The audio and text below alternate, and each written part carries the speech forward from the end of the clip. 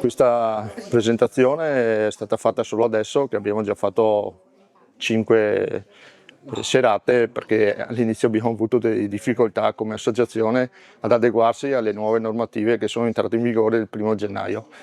Dopo varie difficoltà ci siamo messi a posto, siamo diventati Comitato Feseggiamenti Farola Bella Pedeguarda APS, come chiede lo Stato, quindi adesso possiamo proseguire. Ogni anno sempre delle novità, quindi quest'anno facciamo un giro del mondo, abbiamo avuto degli artisti cinesi, la prossima domenica il 21 ci sarà un artista indiano e quindi andiamo avanti in questo senso. Sono tutti spettacoli inediti, quindi invito tutti a partecipare.